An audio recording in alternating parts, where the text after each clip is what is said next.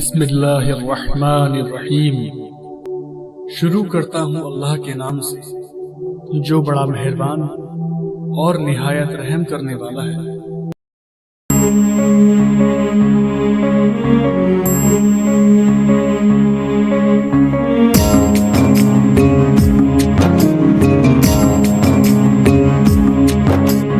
ये मत कहो खुदा से मेरी मुश्किलें बड़ी है, ये मत कहो खुदा से मेरी मुश्किलें बड़ी है। ये मुश्किलों से कह दो मेरा खुदा बड़ा है, मेरा खुदा बड़ा है। ये मत कहो खुदा से मेरी मुश्किलें बड़ी है, ये मुश्किलों से कह दो मेरा खुदा बड़ा है, मेरा खुदा बड़ा है, मेरा खुदा बड़ा है। आती है आंधियाँ तो कर उनका खैर मकदम, आती है आंधियाँ तो कर उनका खैर मकदम। तूफान से ही तो लड़ने खुदा ने तुझे गढ़ा है। ये मत कहो खुदा से मेरी मुश्किलें बड़ी है, ये मुश्किलों से कह दो मेरा खुदा बड़ा है, मेरा खुदा बड़ा है।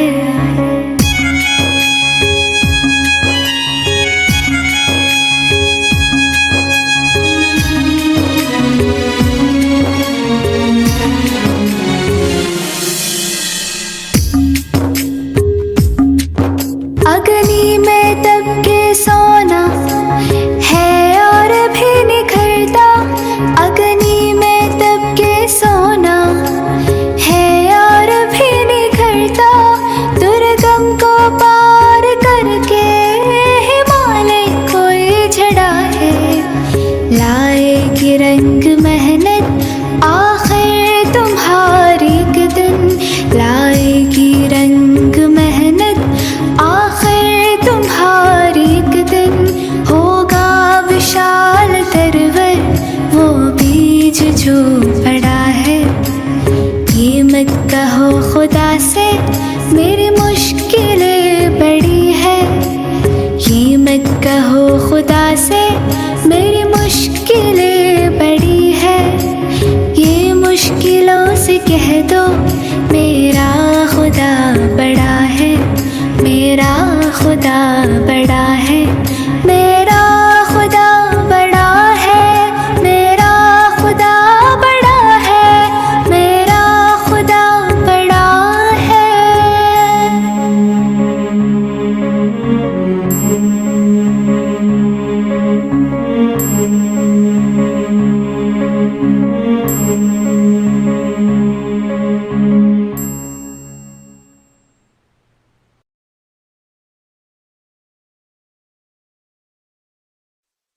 दुआओं में मेरी खुदाया असर दे, मेरी काविशों का मुझे तू समर दे। दुआओं में मेरी खुदाया असर दे, मेरी काविशों का मुझे तू समर दे। करो अहले दुनिया के गम का मदावा, मेरे हाथ में कोई ऐसा हुनर दे। करो अहले दुनिया के गम का मदावा, मेरे हाथ में कोई ऐसा हुनर दे। भटकता फिरा हूँ मैं मंजिल की खातिर भटकता फिरा हूँ मैं, मंजिल की खातिर जो पलदार हो कोई ऐसा शजर दे। दुआओं में मेरी खुदाया सर दे, मेरी काविशों का मुझे तो समर दे। अता कर मेरे दिल को तस्कीन या रब, मैं कब मांगता हूँ कि लाहो गोहर दे। अता कर मेरे दिल को तस्कीन या रब, मैं कब मांगता हूँ कि लाहो गोहर दे। मैं दुनिया के महलों का तालिब नहीं हूँ, मैं दुनिया के महलों का तालिब नहीं हूँ। मेरी ये दुआ है कि जन्नत में घर दे। दुआओं में मेरी खुदाया सर दे, मेरी काविशों का मुझे तो समर दे।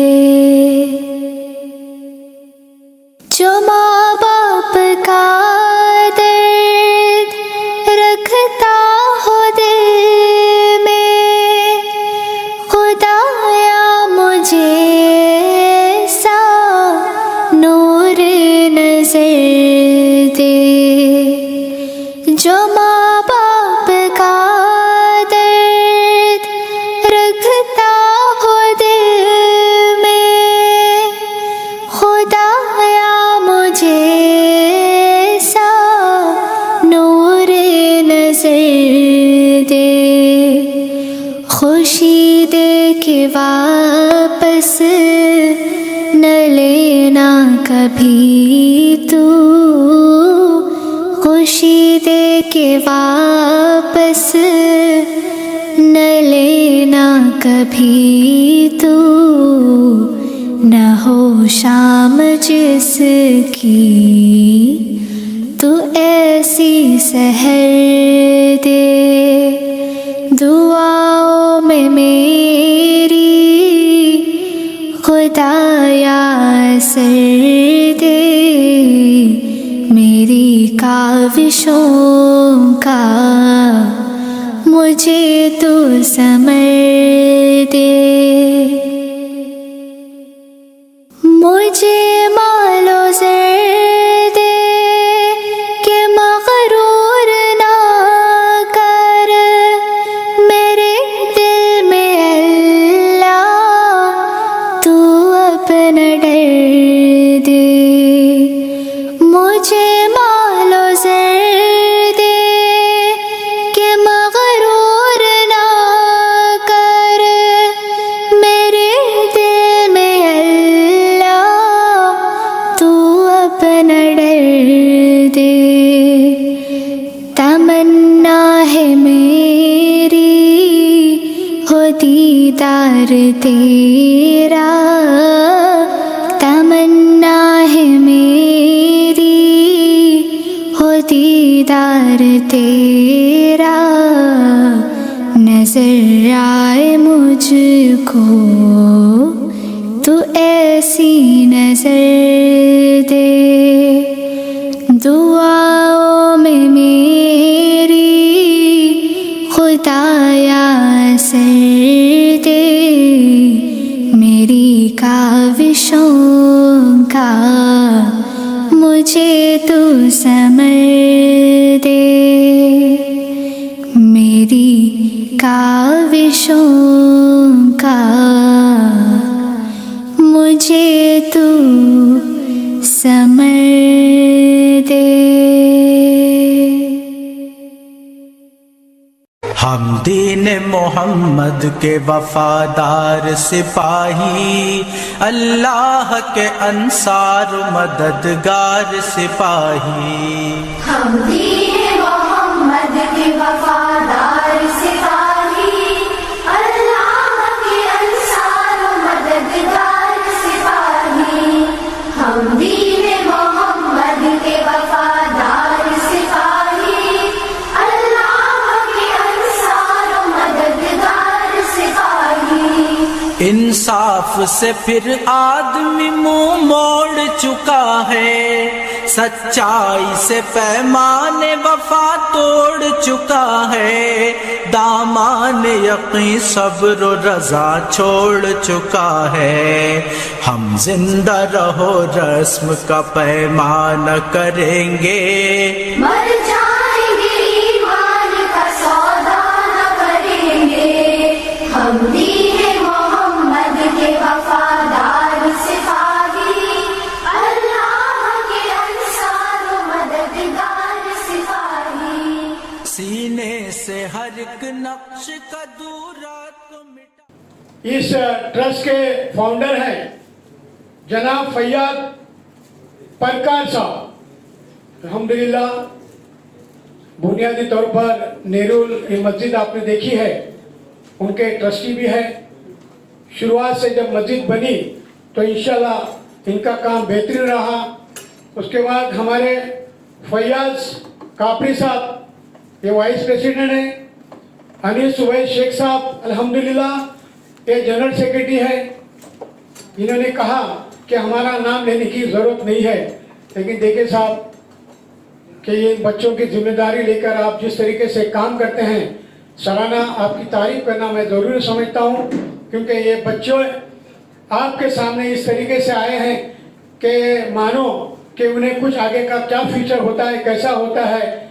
तो इनके लिए आप लोगों ने यहाँ जो काम किया अल्हम्दुलिल्लाह बेहतरीन सा और अच्छा सा काम है। तो मैं अनीस वही शेख साहब जो जनरल सेक्रेटरी है, इनका तहे दिल से शुक्रिया अदा करता हूँ। जुबैर इनुस टोले साहब ये जॉइंट सेक्रेटरी है। फैयाज सत्तार सैयद साहब ये ट्रेजरर हैं। शफीक अली मियाँ मिरजकर ये जॉइंट ट्रेजरर है। इरफान बोम्बल ये ट्रस्टी है। फैयाज अली फ़कीर मोहम्मद मालिक ये ट्रस्टी है। मोहम्मद शम अशरफ खान ट्रस्टी है। मोहम्मद उमर सिद्दीकी ये ट्रस्टी है। रिजवान हसन सावन ये भी ट्रस्टी है। फैज गफूर मालिक ये भी ट्रस्टी है। मोहम्मद शफी अहमद कुरैशी ये भी ट्रस्टी है। तलहा इकबाल काजी और जुनैद वही शेख साहब। अल्हम्दुलिल्लाह ये सारे कमेटी के लोगों के नाम मैं आपके सामने पढ़कर दिखाया। पढ़कर दिखाने का मकसद यही है कि ये फिक्रमंद लोग हैं, ये जिम्मेदारी किस तरीके से अपने आप से निभाना चाहते हैं, इसका एग्जाम्पल यहाँ पर आप लोगों को देखने मिल रहा है। मैं आपका ज़्यादा वक्त तो नहीं लूँगा, लेकिन अभी इन्होंने ये कहा गया कि जब तक के मुबारक कापड़िया साहब नहीं आते हैं तब तक के थोड़ी बहुत मालूमात मेरे से जो होती है वो मैं देना चाहूँगा। देना पसंद इसलिए करूँगा कि मेरे माशरे के अंदर हमारे बच्चों को सही ढंग से अगर देखा गया तो क्वालिफिकेशन के बारे में they are very so bad, बहुत पीछे हैं। हमें आगे बढ़ना है, हमें अच्छे अच्छे अफसरों की ज़रूरत है। हमारे माजरे में, हमारे इस कम्युनिटी के अंदर आज लोगों को, गैर कौम के लोग हंस रहे हैं, वो ये कह रहे हैं कि तुमच्या समाजात लोक जे आहेत ती काय शिकत नाही, मराठी में कहते हैं। लेकिन मैं ये कहूँगा कि यहाँ ऐसे ऐसे हमारे बच्चे जो आके बैठे हैं, देखिए किस तरीके से अपना मुस्तकबिल संभालने की कोशिश कर रहे हैं। और अल्हम्दुलिल्लाह अल्लाह का फजल व करम है। मैं अल्लाह ताला से दुआ करता हूँ, ये बार ताला हमारे इस समाज में, मुस्लिम समाज में ऐसे ऐसे बच्चों को ऊपर तक ले जा, ताकि उनको ये दिखा दे कि हमारा ये मुस्लिम समाज है वो किस तरीके से काम करता है और किस तरीके से पढ़ाई करता है। हमारा जो समाज है वो किसी मामले के अंदर पीछे नहीं रहेगा। ये आज आपको यहाँ पर कुछ न कुछ तो सीख के जाना है। इंशाल्लाह मुबारक कापड़े साहब आपके बीच में आ जाएंगे और आपको सारी बातें बता देंगे। स्टूडेंट की जिम्मेदारी क्या होती है, पेरेंट्स की जिम्मेदारी क्या होती है, ये सारी बातों को आप लोगों को सुनना है और अमल करना है। और अमल करने के बाद इंशाल्लाह आपको मैं ये यहाँ से चैलेंज के साथ में कहता हूँ कि कुछ न कुछ आप करके दिखाएंगे। और ये ट्रस्ट के जानिब से ये प्रोग्राम जिस तरीके से यहाँ मुनाकिद किया गया, अल्हम्दुलिल्लाह हमारे बीच हमारे फैयाज पारकर साहब प्रेसिडेंट जो यहाँ के फाउंडर हैं, ये स्टेज पर मौजूद है।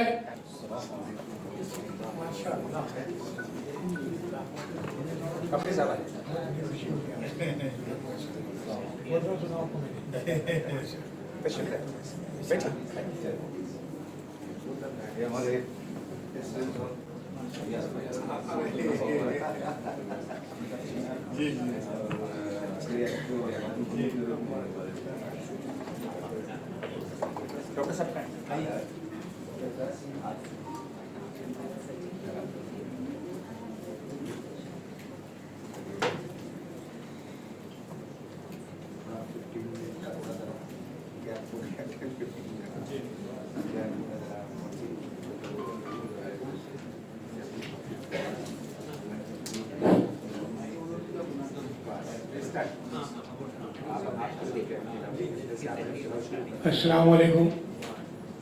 अल्हम्दुलिल्लाह जिनका इंतज़ार था वो शख्स हमारे बीच आ गए, जनाब मुबारक कापड़ी साहब।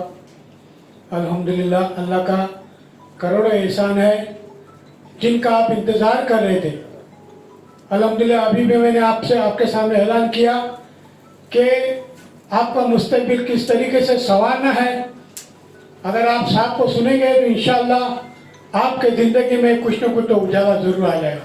आइए इस प्रोग्राम की शुरुआत तिलावत कलाम से पाक होना ज़रूरी है। मैं दावत सुकून जनाब मुक्तदी साहब से गुजारिश करूँगा कि स्टेज पर आए और तिलावत कलाम पढ़कर हमें जलसे का आगाज़ करने के लिए परमिशन दें। जनाब मुक्तदी साहब।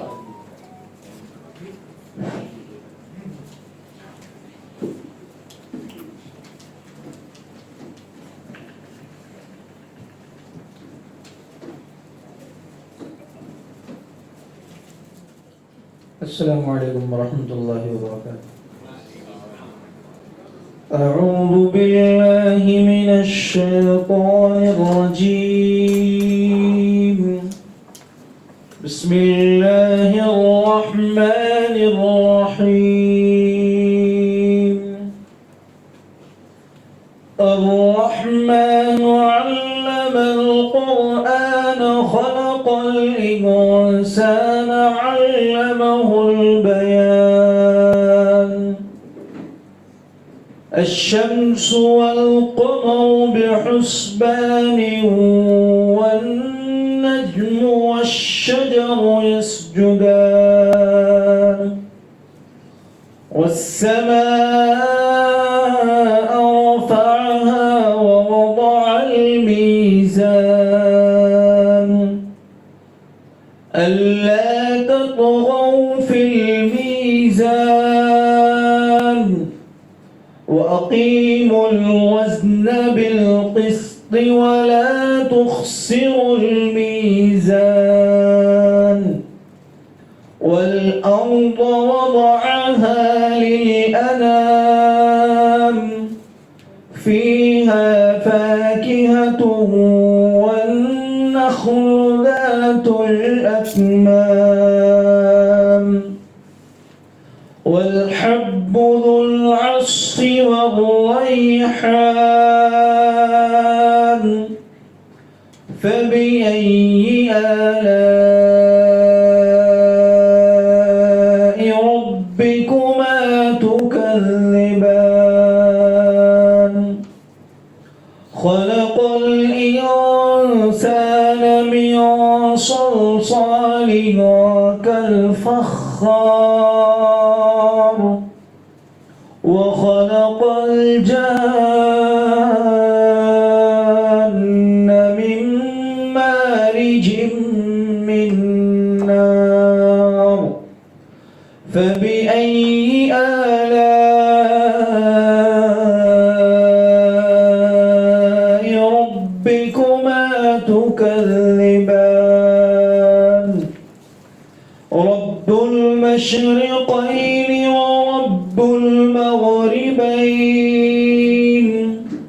فبأي آلاء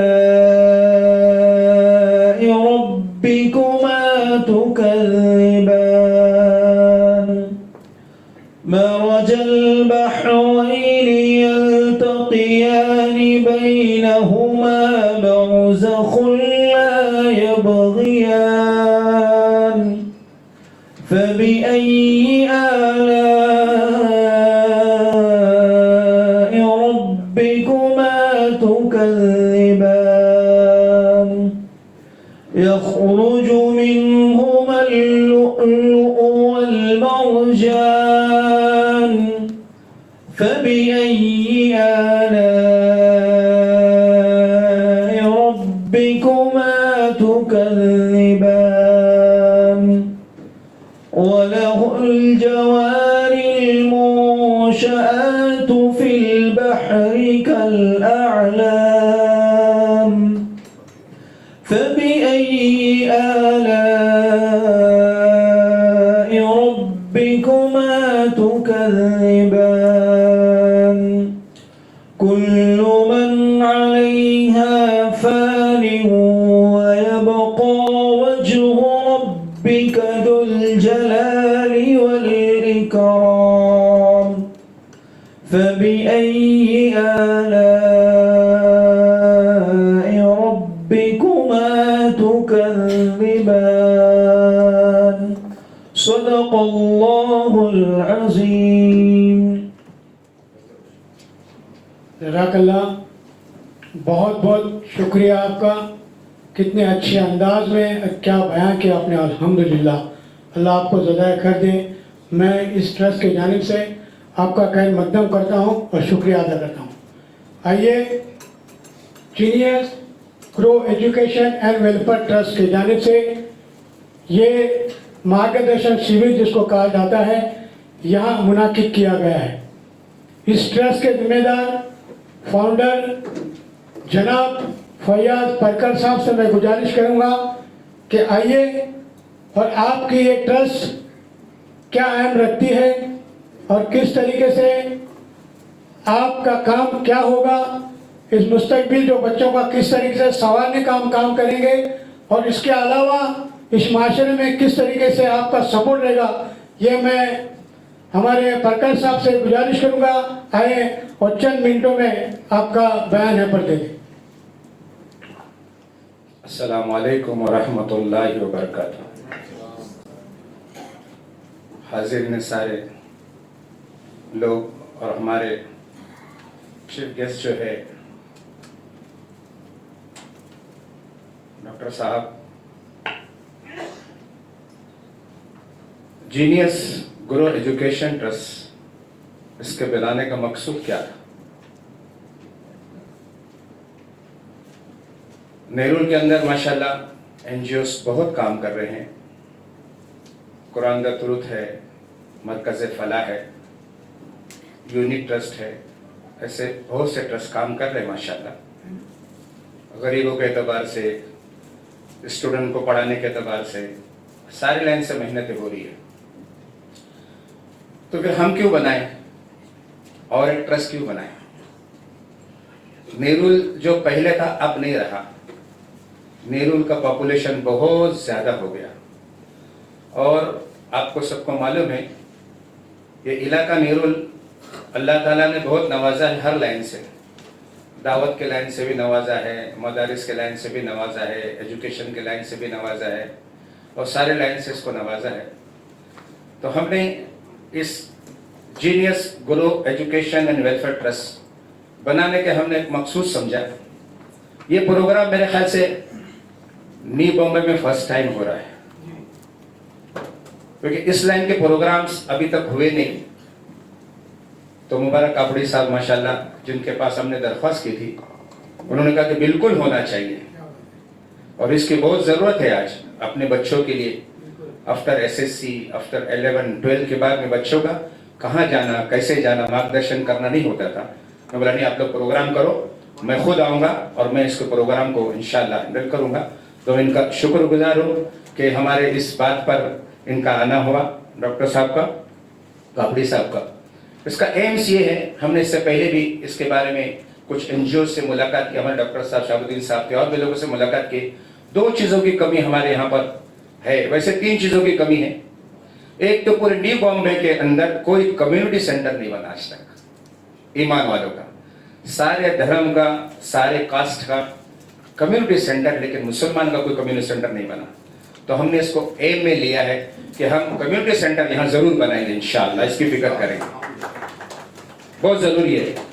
दूसरा ये चीज है कि यहाँ पर स्कूल जो है वो रिकॉग्नाइज नहीं हो पाई है। बहुत से स्कूल हैं माशाल्लाह यहाँ पर, और हम एक स्कूल में चले गए तो 3 जगह पर जो है म्यूनसिपल ने लगाया था कि नहीं चलेगी, ये नहीं चलेगी, ये नहीं चलेगी। तो हमने सोचा नहीं, हम चलने वाली बनाएंगे इंशाल्लाह स्कूल यहाँ पर, और सारे बच्चों को ये एतबार से हम फिक्र करेंगे। और तीसरा एजेंडा हमारा था कि हॉस्पिटल, हमारे मौलाना मुनीर साहब रहमतुल्लाह अलैह, अल्लाह गनी की मग़फ़िरत फरमाए, उन्होंने कहा था मुझको कि फैयाज बहुत मदारिस मसाजिद तो बहुत हो चुकी और लोग फिक्र तो करते हैं, लेकिन उम्मत की 2 फिक्रें जिंदा जरूर करो, एक हॉस्पिटलिटी और अच्छा एक स्कूल बनाना है। तो इस नियत पर हमने ये ग्रो जो शुरू किया है, जीनियस ग्रो एजुकेशन ट्रस्ट, इस एतबार से हमने शुरू किया। और हमारे ट्रस्टियान हजरात भी है माशाल्लाह, हमारे कैप्टन साहब भी, हमारे वाइस प्रेसिडेंट साहब है, अनीस भाई हमारे जनरल सेक्रेटरी है, जुबैर यूनुस हमारे जो टोले साहब ये भी जॉइंट सेक्रेटरी हैं, और उसके बाद में फिरोज साहब हमारे हैं, वो ट्रेजरर है, सिद्दीक अली मीरजकर साहब जॉइंट ट्रेजरर है, डॉक्टर इफराज साहब हमारे माशाल्लाह बहुत साथ देते हैं, हमारे डॉक्टर साहब इफराज साहब माशाल्लाह, आप सब जानते हैं इनको, पूरा नेरुल जानता है इनको माशाल्लाह, डॉक्टर साहब को माशाल्लाह, और सपोर्ट इनका बहुत रहा कि बिल्कुल शुरू करना है, और जो भी आपको जरूरत पड़ेगी मेडिकल की लाइन की हम खुद हेल्प करेंगे आपको, इसकी भी फिक्र हो गई माशाल्लाह। हमारे और भी मोहम्मद शम्स साहब हैं, और मोहम्मद उमर सिद्दीकी साहब है, रिजवान हसन सावन साहब है, फैज गफूर मालिम साहब है, मोहम्मद शाहिद अहमद कुरैशी साहब है, और तलहा इकबाल का, ये हमारी पूरी ट्रस्ट है। और जुनेद वाजिद शेख आर्किटेक्ट है, हमारे सारे पढ़े लिखे एजुकेटेड अच्छे माशाल्लाह समझदार और फिक्र करने वाले, इसके हमने ट्रस्ट बनाई है। आप दुआ भी करें इसके लिए कि अल्लाह जल्ले शान जो है, जैसे सबकी मदद अल्लाह करते हैं तो इंशाल्लाह हमारे लिए भी अल्लाह मदद फरमाएंगे, और इस ट्रस्ट के एतबार से हम इंशाल्लाह कोशिश करेंगे कि उम्मत को ज्यादा से ज्यादा नफा हो, और हर लाइन की इसमें कोशिश करेंगे। 3 तो एजेंडा हमारे जरूर है, और उसके आगे भी हम काम करेंगे इंशाल्लाह। आप लोग भी दुआएं करें, हम भी इसकी फिक्र करें, अल्लाह हम सबको अमल की तौफीक अता फरमाए।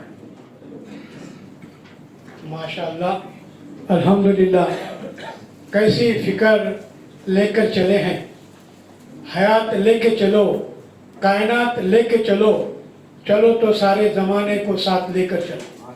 क्या बात है, कितना प्यारा, और ये संदेश जो आपके सामने इन्होंने रखा कि इनका इंटेंशन क्या क्या है, हमारे बच्चों का मुस्तकबिल किस तरीके से संवारने का काम इन्होंने यहाँ पे बताया।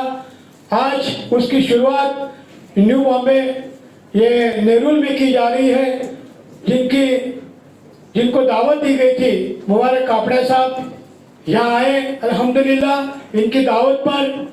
और आपके सामने ज़्यादा वक्त तो मैं नहीं लूँगा, लेकिन आप जिनको सुनने के लिए आए हैं वो वक्त आ गया है। अब मैं कापड़ा साहब के हाथ मतलब ये माइक देता हूँ, लेकिन माइक देने से पहले उनकी तारीफ तो ज़्यादा नहीं करूँगा, आप सब लोगों को मालूम है, लेकिन उनके बारे में शायर ने एक शेर कहा है। कापड़ा साहब सुनिए, अच्छे बुरे की खबर तुमको दे के जाऊँगा, अच्छे बुरे की खबर तुमको दे के जाऊँगा, चेहरे को पढ़ने वाली नज़र दे के जाऊँगा। यारो मैं इस जमाने का संग तराशा हूँ, पत्थरों को भी बोलने का हुनर दे के जाऊँगा। अल्हम्दुलिल्लाह, मैं कापड़ा साहब को दावत देता हूँ कि अपना ये सेशन चालू करें, और हमारे बच्चों का मुस्तकबिल और पेरेंट्स को किस तरीके से गाइडलाइन देना है आपके जिम्मे है, और इंशाल्लाह आप देने की कोशिश करें। जी हाँ, मुबारक कापड़ी साहब।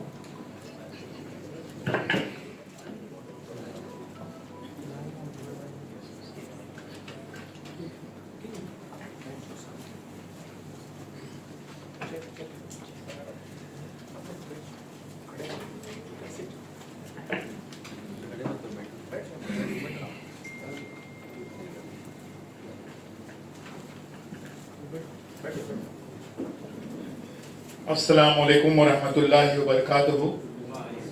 नहमदु व नुसल्ली अला रसूलिहिल करीम, अम्मा बाद।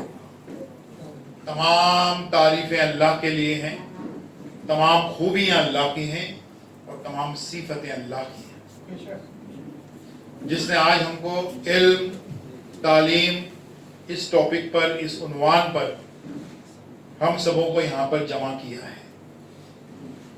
ये genius grow educational and welfare trust का ये पहला प्रोग्राम है, क्योंकि ये जो इदारा है, ये संस्था है, ऑर्गेनाइजेशन है, ये अभी कायम हो गई। लेकिन कायम सिर्फ नहीं हुई है, बल्कि उनके इंटेंशंस वाज़ेह हैं, क्लियर हैं कि वेलफेयर और एजुकेशन में काम करना है। उसके लिए उस ट्रस्ट को उन्होंने रजिस्टर भी किया है। उसके सारे ट्रस्टीज जो हैं, जय प्रकाश साहब हैं, कैप्टन काबरी साहब हैं और उनके सारे रुफ़क़ा जो हैं अलग अलग फील्ड से हैं और यहाँ पर बसे हुए हैं। मैं अपनी बात शुरू करने से पहले, बहुत सारी बातें आज आने वाली हैं। करियर के सारे ऑप्शंस आपके सामने आ जाएंगे, किसने क्या करना है, कैसे आगे बढ़ना है, सब बातें आ जाएंगी। क्वेश्चन आंसर सेशन भी हो जाएगा, जिसमें आप सारे करियर्स के, खाली इंडिया के नहीं, दुनिया की किसी भी यूनिवर्सिटी के किसी भी कोर्स के ताल्लुक से आप कोई भी सवाल पूछ सकते हैं, इंशाल्लाह उसका जवाब दिया जाएगा और मुकम्मल मालूमात आज यहां से आप लेके जाएंगे। आगाज जो प्रकाश साहब ने किया था कि भाई ये नई मुंबई की तारीख का है, अल्हम्दुलिल्लाह मुझे ये एजाज हासिल है कि जून 1980 को, यानी 45 साल 45 इयर्स पहले, मैंने नई मुंबई, यानी वाशी था खाली वहां पर उस वक्त, उसको डिस्कवर किया। तब ट्रेन जो है वो मानपुर तक आती थी, उसके आगे जो है हम दौड़ दौड़ के वो 25 पैसे की जो टिकट थी सिडको बस की, उसमें चढ़ा करते थे और यहाँ पर आते थे तो लाइट भी नहीं थी रास्तों पर और घुटने वक्त पानी में हम जाते थे। और जब गांव से बंबई आने का एक किया तो न्यू बॉम्बे में ही आके सेटल होने का जब मैंने तय किया, और घर सारे लोग मुखालिफ थे कि भाई ये कहाँ आ गए हम लोग, यहाँ तो कुछ भी नहीं है ऐसे इसमें। और उस वक्त मैंने आर्टिकल्स लिखना शुरू कर दिए अखबारात में भी कि खाड़ी के उस पार आपका मुस्तकबिल आपको इंतजार कर रहा है, वो एक एजुकेशनल हब बनने वाला है। सब मजाक उड़ाते थे, बोले रास्ते पे लाइट नहीं है, एजुकेशन हब बनने वाला है। आज वो साबित हो गया। पुराने मुंबई में 2 यूनिवर्सिटीज हैं, मुंबई यूनिवर्सिटी और एसएनडीटी यूनिवर्सिटी, और नई मुंबई में 5 यूनिवर्सिटीज हैं। आपके डीवाई पाटिल कहिए, भारतीय विद्यापीठ कहिए, एमजीएम है, नरसिंह मोहन जी इंडिपेंडेंट यूनिवर्सिटी, ऐसे यूनिवर्सिटीज जो हैं वो यहाँ पर हो गए। और बहुत ही उस वक्त मैंने अंजुमन इस्लाम के जिम्मेदारों को, जिसमें मरहूम हमारे सैयद गफूर साहब, उस वक्त प्रेसिडेंट है डॉक्टर जमखानावाला साहब, और उनके साथ आए डॉक्टर अब्दुल अजीम खटखटे साहब जो एडवोकेट, उनके साथ हमने एक बने वहां पर। उस वक्त एजुकेशनल इंस्टीट्यूशन करने के प्लॉट औने पौने दाम में मिला करते थे। बड़ी इसके बाद में हुज्जत तकरार के बाद में एक प्लॉट सेक्टर 4 में वाशी में जो है मस्जिद के पास में, वो लेने पे हमने आमादा किया। बोले यहाँ तो कुछ तरक्की होने वाली नहीं है, प्लॉट लेके कुछ फायदा नहीं है। वो सारे के सारे प्लॉट्स जो हैं, जो बचे जितने भी थे, वो फादर एग्नल ने खरीद लिए। ये हमारी ये दूरअंदेशी उस वक्त थी। किसी तरीके से एक जो यहाँ पर ये मिल गया, वहाँ सेक्टर 4 में जो मस्जिद है, हम लोग उस वक्त वहाँ पर जुमा की नमाज के बाद चादर फैलाकर चंदा जमा किया करते थे। ये आगाज इसका ये हो गया। अब जो है वो इतने सारे नोड्स, उरन से लेकर उलवे से लेकर न जाने कितने सारे ये हो गए हैं। कुछ इस हद तक के शायद जो है वो नागोटना तक, मुंबई 3, मुंबई 4 है ना, और बंजावे, मेरा ये सारे मामला जो था ये ब्रीफ किया, लेकिन उसका आखिरी जो सेंटेंस है वो इंपॉर्टेंट है। और वो सेंटेंस आखिरी ये है कि कहीं पर भी कोई देरी नहीं हुई है। मैं इतना पॉजिटिव हूं इसके बावजूद, जब जागे तब सकेगा। अभी भी जहां पर भी जो भी मौका मिल रहा है हमको इल्म के लिए, तालीम के लिए, कम्युनिटी वर्क के लिए काम करने का, कम्युनिटी सेंटर्स कायम करने के। कम्युनिटी सेंटर्स तो एक नेचुरल तरीके से मस्जिद की शक्ल में हमारे पास में है ही है, उससे हटकर भी अगर इस किस्म के इतने सेंटर्स कायम होते हैं हमारे यहाँ पर, तो ये बड़ी खिदमत हो जाएगी। अब इसमें होता क्या है, फिर मैं आता हूं हमारे आज के असली मुद्दे पर, असली टॉपिक पर, कि ये जो सोशल वर्क वगैरह जो कहा जाता है, जिसको आमतौर पर आप एजुकेशनल काम करो, हत्ता कि दीनी काम करो, उसको लोग एक ही वर्ड में कहते हैं कि सोशल वर्क है। तो सोशल वर्क जो है उसको कोई जरूरी नहीं समझा जाता। ये बड़ा अलमिया, बड़ी ट्रेजेडी है हमारी कम्युनिटी की। और उसके लिए हम लोग क्या कर रहे हैं, अपने बैंक बैलेंस के इर्द गिर्द घूम रहे हैं। वो जो है अपने अपने बच्चों का करियर बन जाए, उनके जहेज का इंतजाम हो जाए, उनके लिए कुछ प्रॉपर्टी हम ये कर दें, उसका नतीजा क्या हुआ है, हम आगे उसकी तरफ आ रहे हैं। जो हम नफ्सा नफ्सी में लगे हुए हैं और कम्युनिटी वर्क को हम कोई इंपॉर्टेंस नहीं दे रहे हैं, ये बड़ी ट्रेजेडी है। और अगर नहीं देते हैं तो क्या होगा, और नई जनरेशन का जो है रंग और रूप क्या होगा, हम उसके ताल्लुक से आगे चलकर बात करेंगे। और उसका सिर्फ मैं बीमारी की बात नहीं करता हूं, उसका रेमेडी भी, उसका इलाज क्या है, हम उस पर भी बात करेंगे। आज हम एजुकेशन की फील्ड के लिए यहाँ पर जमा हुए हैं। सोचने वाली बात क्या है कि क्यों इतना जरूरी है ये एजुकेशन। पहली बात तो ये है कि एक 2 सेंचुरीज तक हमारी गफलत होगी। उसके पहले हम हर फील्ड के बादशाह हुआ करते थे। पता नहीं किस तरीके से हमारी कम्युनिटी में, हमारी कौम में कुछ लोग ऐसे तैयार हो गए, बहकाने वाले, भटकाने वाले, कि कौन सी तालीम हासिल करें, कौन सा एजुकेशन, दीनी तालीम के दुनियावी तालीम वगैरह वगैरह सब ऐसा। ये बंटवारा जो हो गया, ये बहुत बड़ा हमारा नुकसान हो गया। मैं हर टॉपिक पे 2-3 मिनट बात करूंगा। इसमें मैं बात करना चाहता हूं कि ये दीनी तालीम या दुनियावी तालीम का बंटवारा ये कैसे हो गया, क्यों हो गया।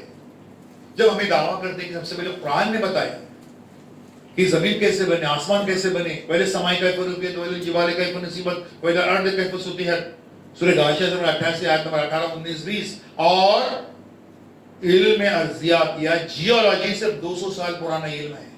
सबसे पहले कुरान ने बताया, सबसे पहले कुरान ने बताया कि हमने ऐसे समंदर पैदा किए हैं, एक तरफ खारा पानी, एक तरफ मीठा पानी, बीच में कोई दीवार नहीं है।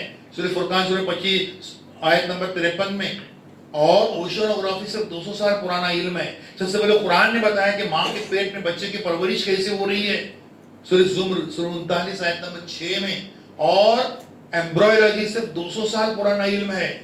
तो अभी कुरान की बातें जो है वो भी साइंस उसको रिसर्च का यस खाली कर रही है। तो ये जब है तो ये सारी चीजों का, वो फिजिक्स, वो केमिस्ट्री, वो जियोलॉजी, वो ज्योग्राफी, उसका जिक्र, वो मेट्रोलॉजी, उसका जिक्र कुरान में मौजूद है।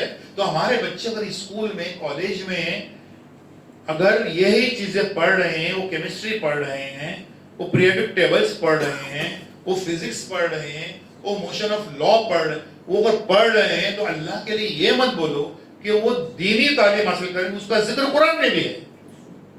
क्या हम ऐसा करते हैं? नहीं, ये सेंटेंस जो है कुरान पढ़ते होकर ये तो केमिस्ट्री के बारे में, इसको पढ़ने का नहीं, आगे बढ़ने का, ऐसा है। पढ़ना ही हमको, हमारी कोई हैसियत नहीं है कि कुरान का एक नुक्ता भी हम हज करके निकाल के आगे बढ़ते जाएं।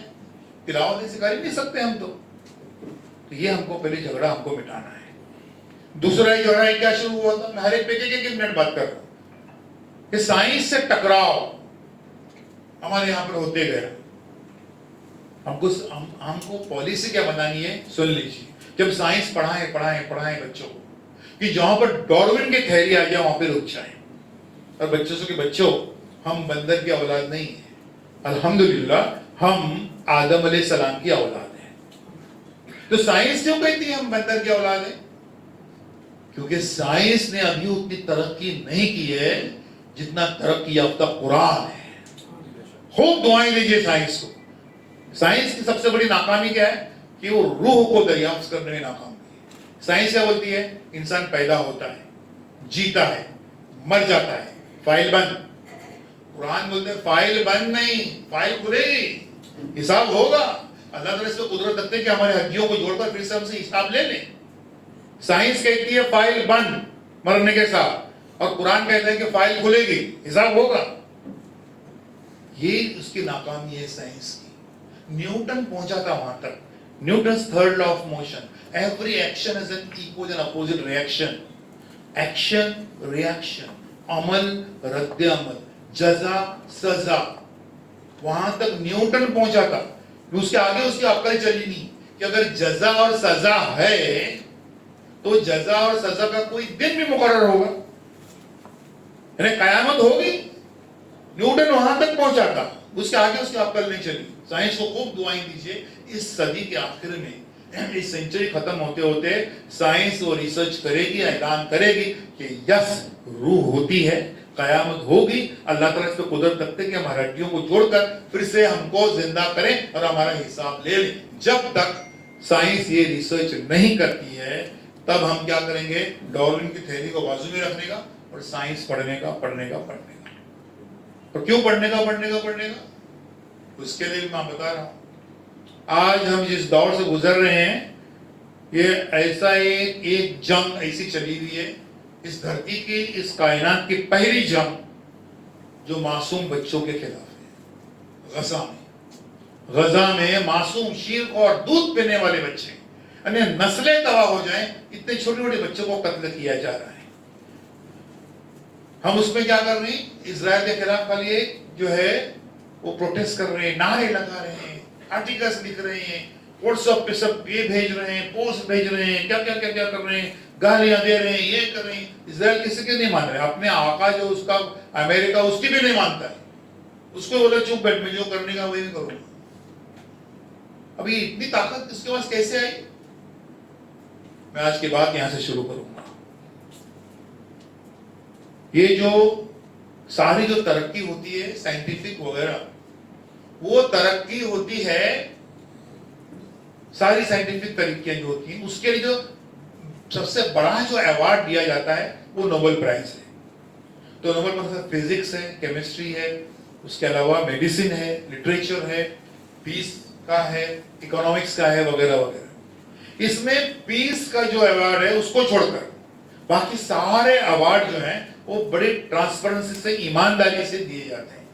उसमें कोई घपला नहीं होता है। खाली पीस जो होता है वो अमेरिका जिसको चाहता है उसको देता है। लेकिन यहाँ पर फिजिक्स का नोबेल प्राइज जो है वो तय करता है कि कौन सी कम्युनिटी एडवांस है, किसने साइंटिफिक रिसर्च की है, साइंटिफिक प्रोग्रेस किए हैं, टेक्नोलॉजी में एडवांस है, वगैरह वगैरह। फिजिक्स का 120 साल की नोबेल प्राइज की हिस्ट्री में फिजिक्स का नोबेल प्राइज सिर्फ एक मुसलमान को मिला है, और इसी पीरियड में फिजिक्स का नोबेल प्राइज 44 यहूदियों को मिला है। सोच लीजिए कितने तरक्की याफ्ता है वो। किसने रोका था हमको तरक्की करने से, साइंटिफिक एडवांसमेंट करने के लिए? वो कितने सैटेलाइट्स बना चुके हैं, कितने मिसाइल्स बना चुके हैं, कैसे टेक्नोलॉजी। किसी को खत्म करने का उसको लोकेट करते हैं कहीं पर भी हो, अंटार्कटिका के किसी बर्फ के तोदे में छुपा हो, और उसको हर जमाने में जो जंगें होती हैं उस जमाने के हथियारों से होती हैं, वेपन से होती हैं, क्योंकि वो है ही नहीं। सो कॉल्ड 57 मुस्लिम मुल्क हैं, कोई आवाज नहीं उठा रहा है, और बिल्कुल दबे अल्फाज ही मेरे, बल्कि तो उसको बता रहे भाई मैंने तो आवाज उठाई नहीं, मैं तो बिल्कुल, मैं तुम जैसा कर रहे करो, हम आंखें बंद कर देते हैं। ये बेबसी है। अभी भी कुछ देरी नहीं हुई, आज यहाँ उठने से पहले हम तय करें, आगाज हमारी यहाँ से होना चाहिए कि हमारे हर घर से एक बच्चा, एक स्टूडेंट हम साइंस की रिसर्च के लिए वर्क कर दें, साइंस के जॉब्स के लिए नहीं। बीएससी, एमएससी, एमफिल, पीएचडी और डॉक्टरेट कर रहे हैं, एचओडीज बन रहे हैं, प्रिंसिपल्स बन रहे हैं, प्रोफेसर्स बन रहे हैं, उसके लिए नहीं, 9 to 5 जॉब्स के लिए नहीं, रिसर्च के लिए। रिसर्च के लिए एक बच्चा जो है, हमारे हर घर से हम एक बच्चा साइंस और टेक्नोलॉजी की रिसर्च के लिए हम वर्क करते हैं। हमको आगाज यहां से करने का है कि साइंटिफिक रिसर्च के लिए एक बच्चा हम ये कर रहे हैं।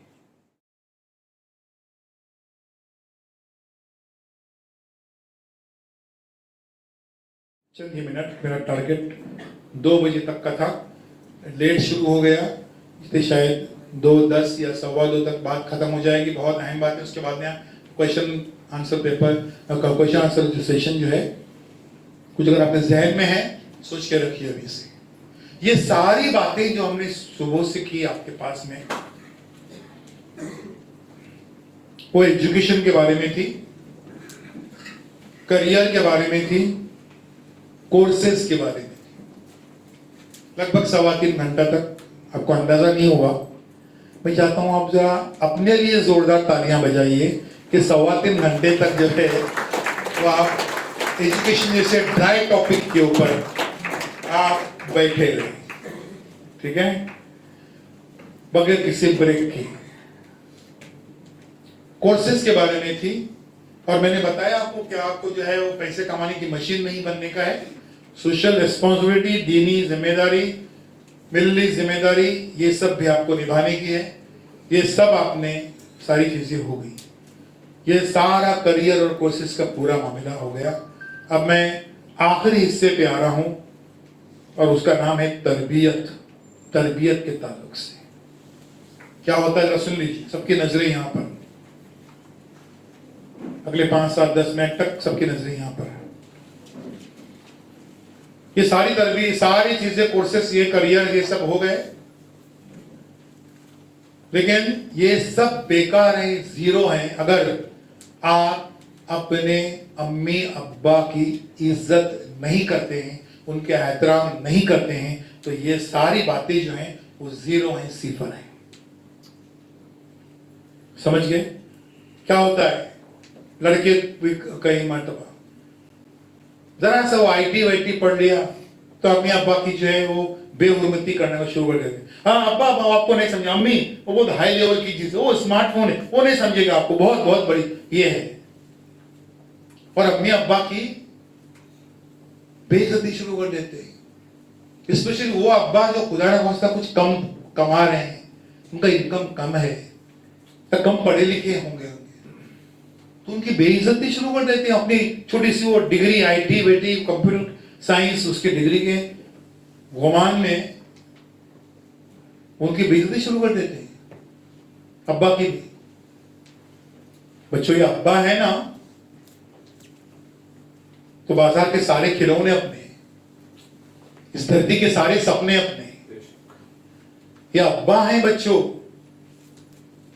जो चलती हुई बस को दौड़ दौड़ के पकड़ते ना, आपके जान जोखिम में डालते, वो अब्बा होते बच्चों। वो ट्रेन में लटक के जाते हैं आपके लिए बच्चों, आपके लिए, वो अब्बा होते बच्चों।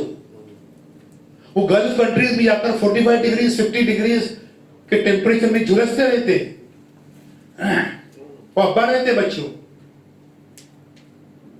वो मीलों पैदल चलते हैं ताकि एक दिन उनका बेटा हवाई जहाज में उड़े। वो फटी हुई बनियान पहनते हैं ताकि एक दिन उनका बेटा सूट पहनकर इंटरव्यू को चला जाए। वो अब्बा होते बच्चों। वो अगर टैक्सी और रिक्शा चलाते हैं तो 8-8 घंटे के बजाय 10-10, 12-12 घंटा, 16-16 घंटा ड्यूटी करते हैं, डबल ड्यूटी करते हैं। और उस अपने रिक्शा और इसके अंदर रिक्शा में और टैक्सी में वो पेट्रोल या डीजल नहीं, अपना खून जलाते रहते हैं। बच्चों अब्बा होते हैं। आप जब हैं किसी जूते की कंपनी, जूते की शोरूम के बाहर खड़े होकर जिद करते हैं महंगे जूते दिलाने के लिए, अब्बा ने कभी आपको बताया कि उनके अपने चप्पल टांपने के लिए कितने बार मोची के पास जाते थे? बताया कभी आपको? कभी बताया आपको अब्बा ने कपड़े की शोरूम के बाहर खड़े होकर कि कितनी बार हर 1 तारीख को उस शोरूम से खाली प्राइस टैग, कीमत देख के बाहर आते थे और वो दुकान वाला हंसता था, मजाक उड़ाता था, नहीं अगली 1 तारीख को आते हैं शर्ट खरीदने के लिए। फिर उसी दुकान से आपको शर्ट दिलाते हैं। वो अब्बा होते हैं। आपको बताया कभी अब्बा ने आपको कि होटल में कभी जाते हैं तो मेनू कार्ड जो होता है उसको कभी लेफ्ट टू राइट उन्हें पढ़ा ही नहीं, हमें राइट टू लेफ्ट पढ़ते हैं। ये 30 रुपए की क्या है? ये दाल फ्राई, हाँ दाल फ्राई 30 रुपए की। ये 5 रुपए क्या है? 5 रुपए चपाती दो, 2 चपाती दो, 2 चपाती हो दाल फ्राई। इधर देखे ही नहीं, ये चीजें आइटम को देखे ही नहीं, प्राइस देखते हैं और फिर आपको ये कर देते हैं। बताया कभी आपको अब्बा ने इस तरीके से ये किए आपको? ऐसा बचपन में आप ऐसे भूल जाते, ऐसा ऊपर उठाते थे बताने के लिए कि आपका कद जो है अब्बा से बड़ा हो गया। कद बुलंद करने के लिए, आपको बताने के लिए, आप जरा सा नॉलेज आए, जरा सा डिग्री आ गई तो आप समझते हैं कि आपका कद अब्बा से बड़ा। अरे आपका कद अरे उनसे बड़ा हो जाए ये उनकी ख्वाहिश है, हर बाप की ख्वाहिश है। उसके लिए आपको जताने की जरूरत नहीं है। और अम्मी क्या होती है? आप जब 1 चपाती 1 रोटी मांगते हैं तो अम्मी आपकी थाली में 2 रोटी रखती है। बेटा मुस्कुराता है कि अम्मी को हिसाब नहीं आता, गिनती नहीं आती। मैंने 1 रोटी मांगी थी और अम्मी ने 2 रोटी रख दी। नादान बेटा ये नहीं जानता है कि अम्मी को हिसाब आता है, लेकिन वो मजबूर है क्योंकि वो मां है। जब जब आप 1 रोटी मांगेंगे तब तब आपकी थाली में मां जो है वो 2-2 रोटी रखती है।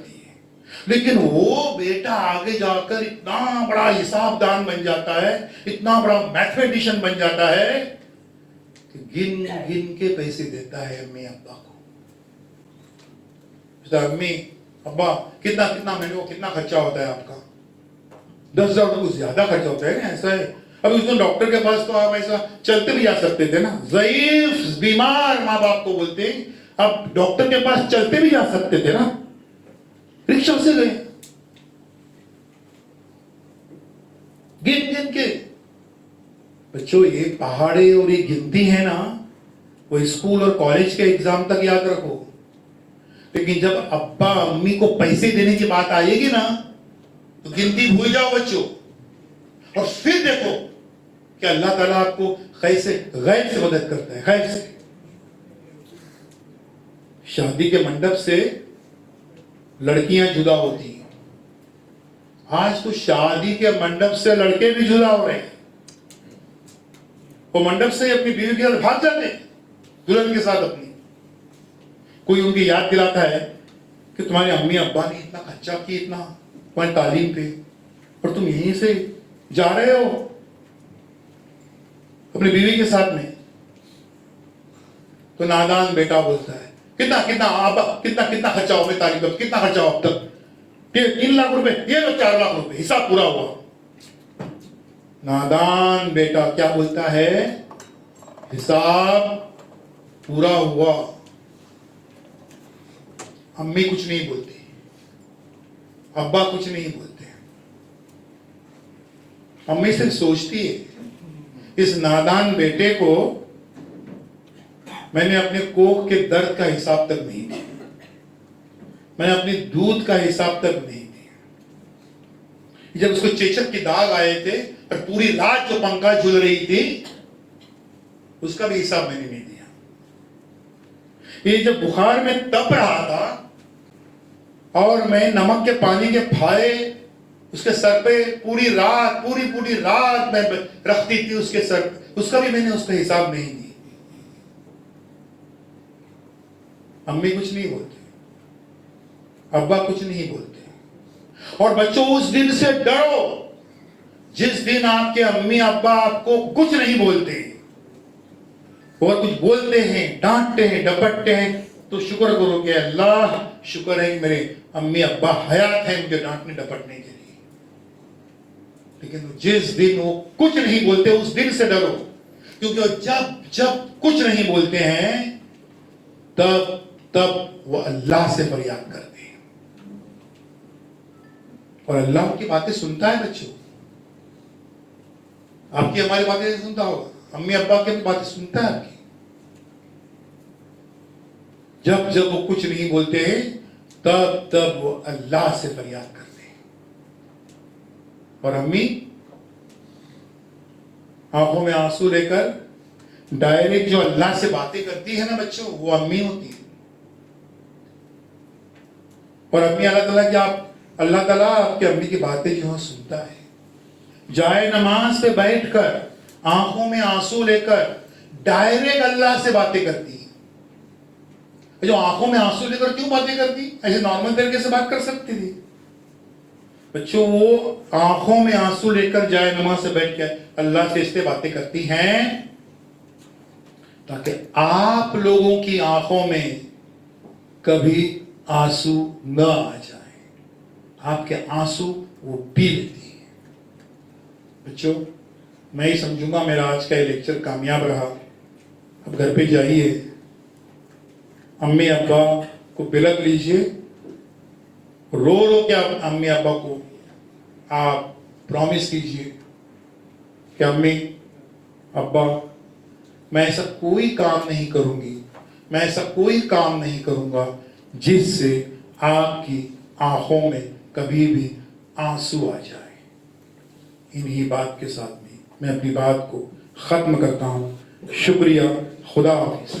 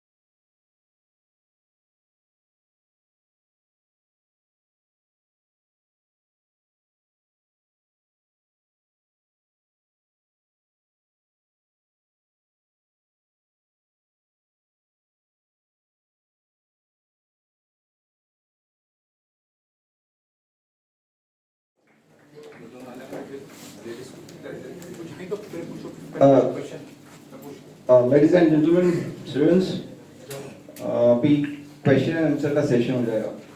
थोड़ी देर, ज्यादा वक्त नहीं लिया ज़्यादा वक्त नहीं लेते. सोचो अगर इम्पोर्टेंस किसी को बात करनी है, क्वेश्चन है तो प्लीज रेज द हैंड. अच्छा, वो अलग अलग दे दो, उनको दे दो, इनको दे दो.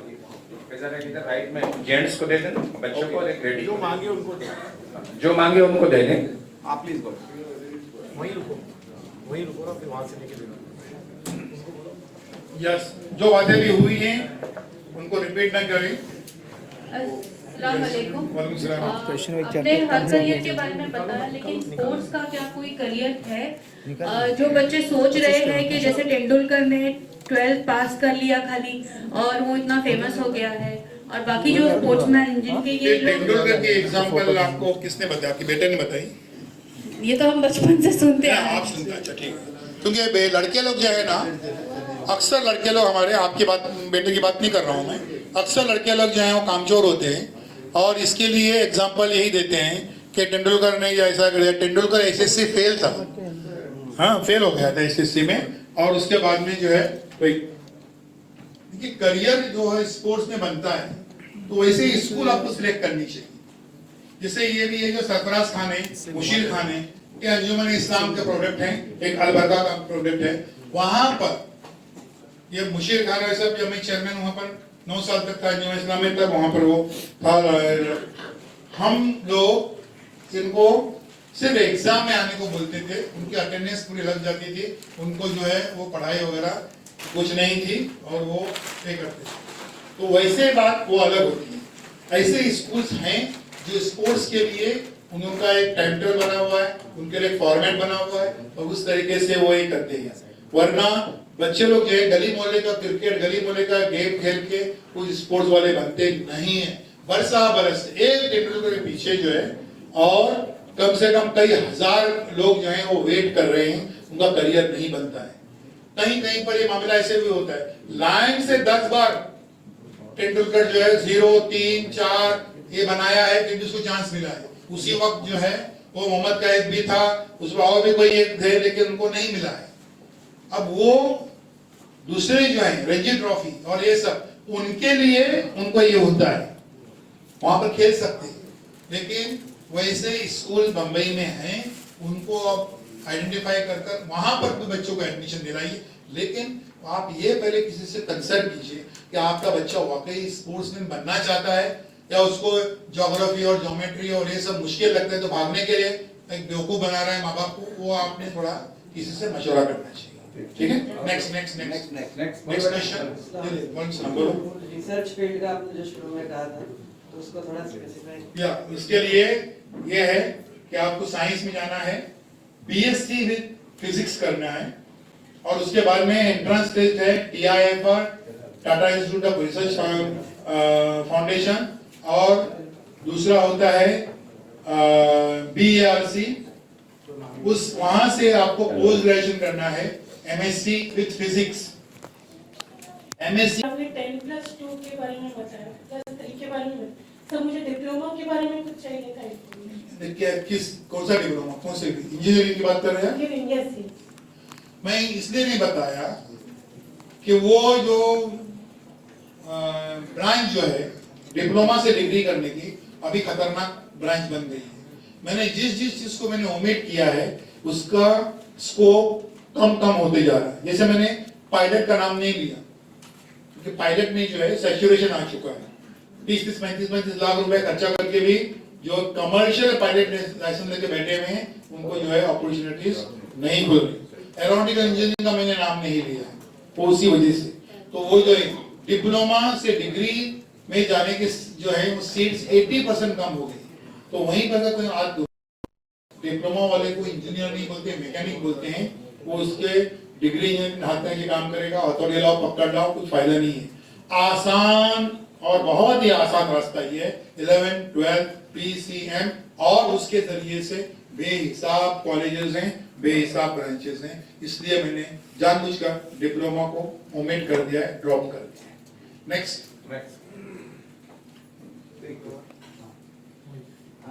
आवाज हाँ. अगर मुझे एंट्रेंस एग्जाम देना है कौन सा?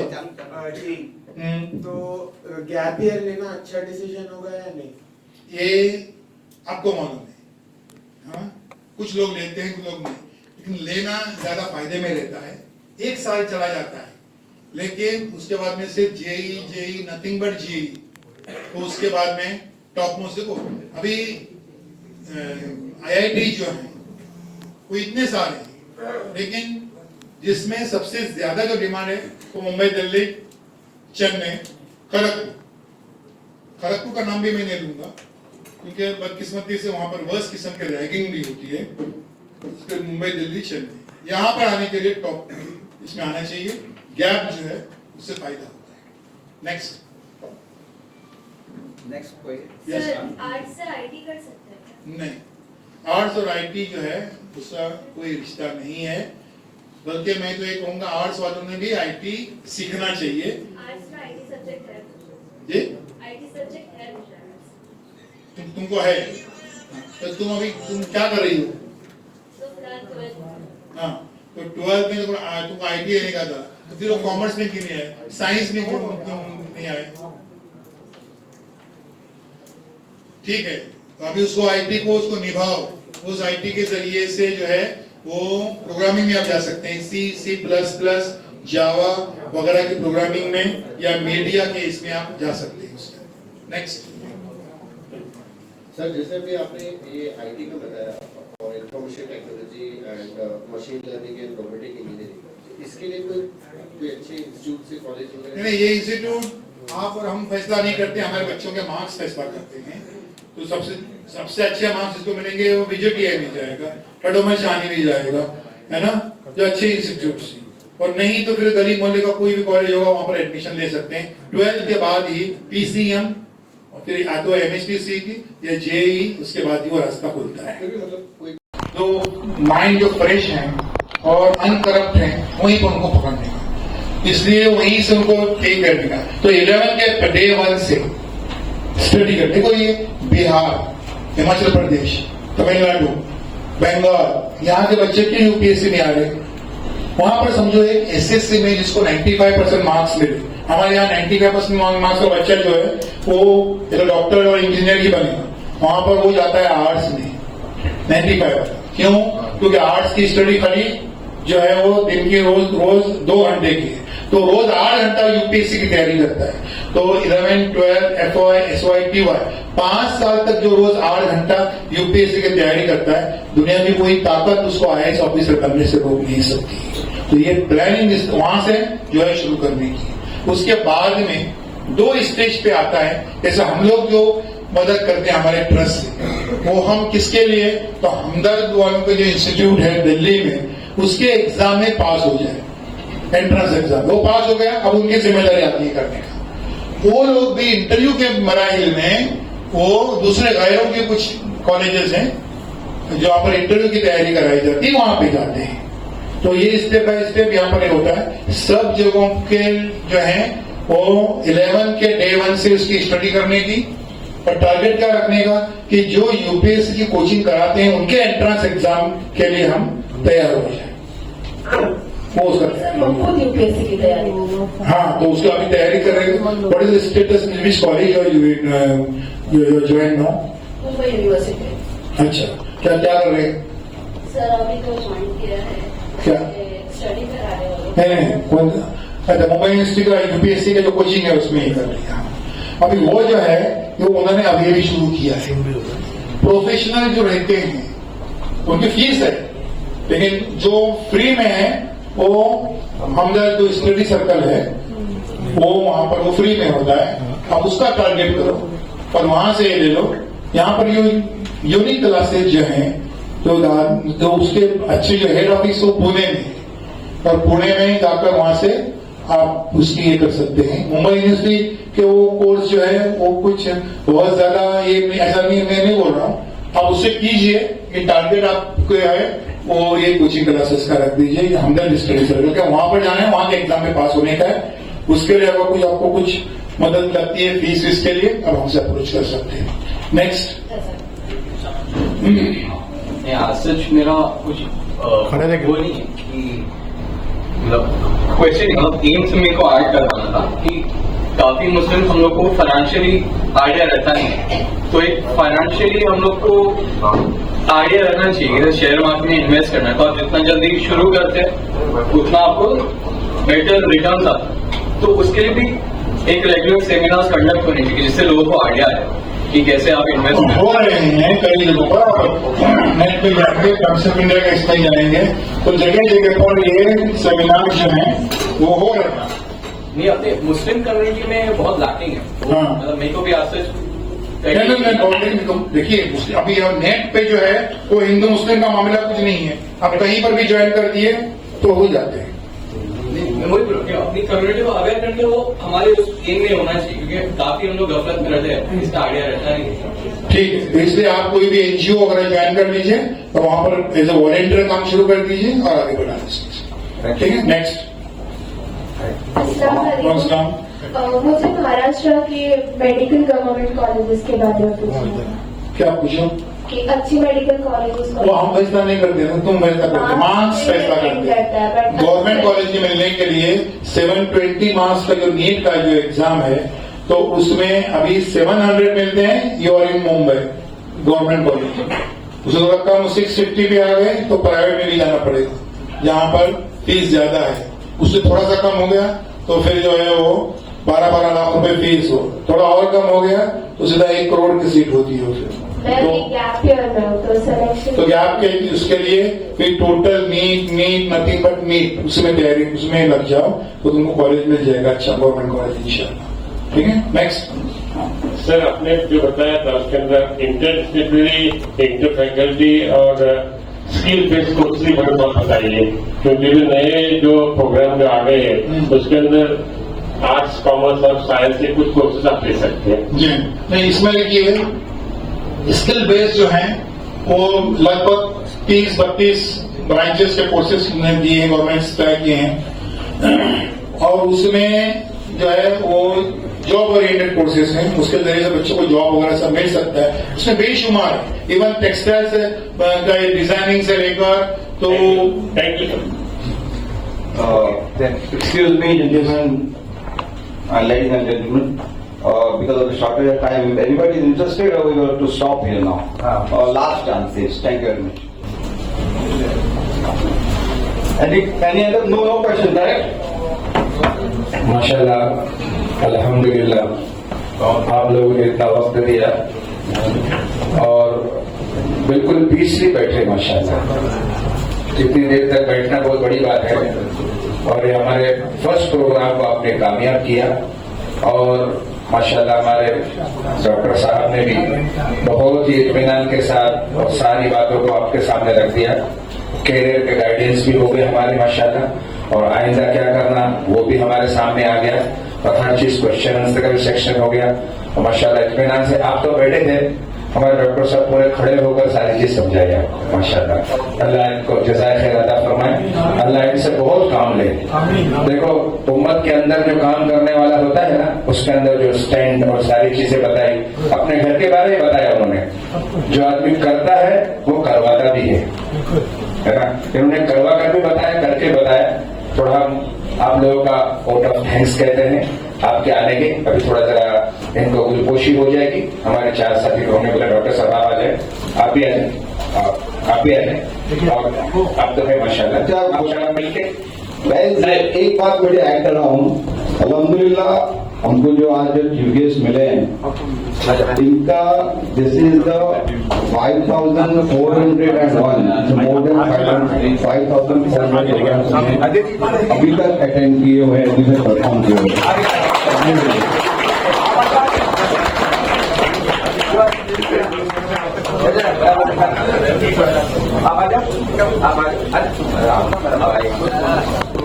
एक तो लेट करती बात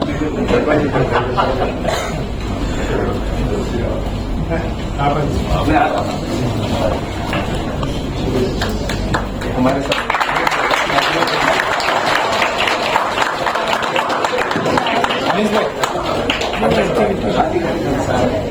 फूल बराबर ले हाँ ले लो बराबर इधर आते इधर क्योंकि सर आ रहे हैं पूरा अमित भाई बराबर अच्छी कर ले लो आसिम भाई ठीक है okay thank you very much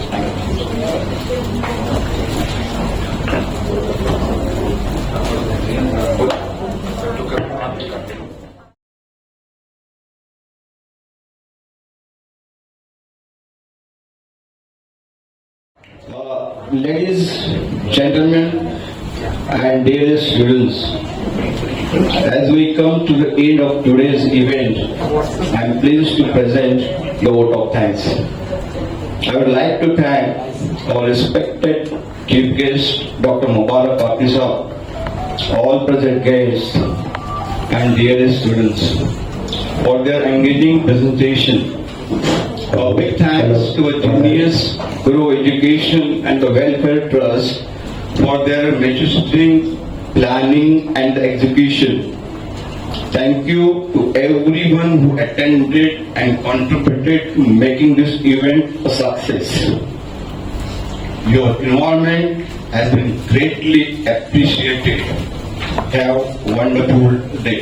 Thank you very much.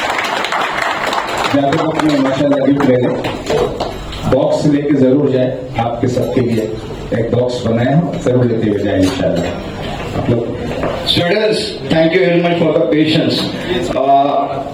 Definitely आप हंग्री तो होंगे, but everyone in the hall has requested there is a box of the refreshment. Without taking, please don't go. Thank you very much. Thank you very much and all the best. हम दीन मोहम्मद के वफादार सिपाही, अल्लाह के अंसार मददगार सिपाही। हम दीन मोहम्मद के वफादार सिपाही।